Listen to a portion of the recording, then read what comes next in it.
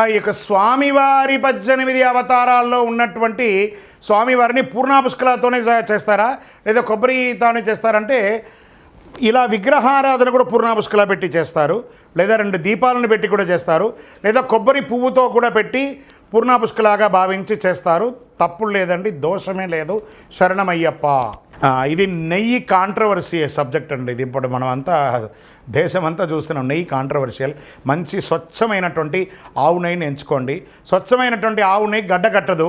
గురుగారు, మేము ఇరుముడిలో పోసిన కొబ్బరికాయలో నెయ్యి పోస్తాం కదా, అది గడ్డ కడితే బాగా వ్రతం ఉన్నట్టు, లేకపోతే కరిగిపోతే బాగా వ్రతం లేనట్టు ఒక ఉంది. మరి ఎలా చెప్పమంటారు దీనికి అని అంటే, ఇరుముడి నెయ్యి భక్తికి కొలమానమా అంటే అబద్ధం. ఏమండి, మీ తల మీద ఇలా చేయబెట్టుకొని చూడండి, ఒక 5 నిమిషాల తర్వాత చాలా వేడి వస్తుంది. మరి ఆ ఇరుముడిని వనయాత్రలో ఇలా పెట్టుకొని ఉండగా కొన్ని గంటలు పెట్టుకుంటా కదా, ఈ తల మీద ఉన్న ఉష్ణమంతా ఇరుముడికి ఎక్కుతుంది. ఆ ఇరుముడిలో ఉన్న కొబ్బరికాయ కరుగుతుందా, కరగదా? మరి అదేనా భక్తికి లింక్? ఇది టెక్నికల్ లింక్, అది భక్తి లింక్ కాదు.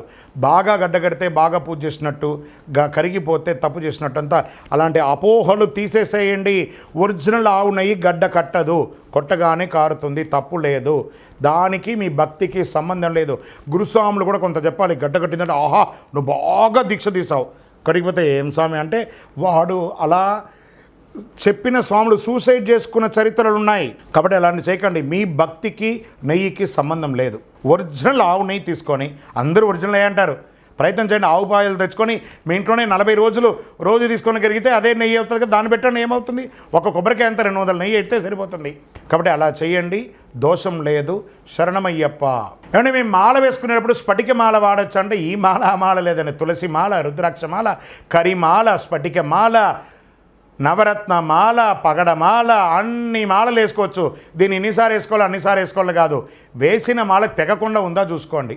శరణమయ్యప్ప. గురుగారు, ఇరుముడిలో తీసుకువెళ్ళే 5 కొబ్బరికాయలో ఒక కొబ్బరికాయని మాలిగై పురతమ్మ అమ్మవారి దేవాలయంలో కింద దొల్లించి వదిలేస్తారెందుకు? అమ్మవారు ఆ ముక్కంటి కొబ్బరికాయకి 3 కళ్ళు ఉంటాయి కదా, ఆ శక్తి ముందర శివాన్ని పడగొట్టకూడదు కాబట్టి దొల్లించి, ఆ దొల్లిస్తూ ఉండగా మన శరీరము ఇట్లా బెండ్ అవుతుంది. మన శరీరంలో ఉన్నటువంటి ప్రతి భాగాలు కదిలి ఆ వైద్యనాథుడు అంటారు కదా శివుణ్ణి, వైద్యనాథుడిని తీసుకుపోయి అలా దొల్లించుకుంటూ ఆ మూలకు ఈశాన్య భాగంలో దాన్ని అలా వదిలేయడము. అమ్మవారి ముందర శివుడు ముక్కంటి వాడి కొబ్బరికాయని కొట్టకూడదని అలా కొడతారు. అందుకే జుట్టున్న కొబ్బరికాయ దేవాలయంలో కొడతారు. జుట్టు తీసేస్తే శివం శవం కాకూడదు కాబట్టి అక్కడ దొల్లించి వదిలేస్తారు. శరణమయ్యప్ప.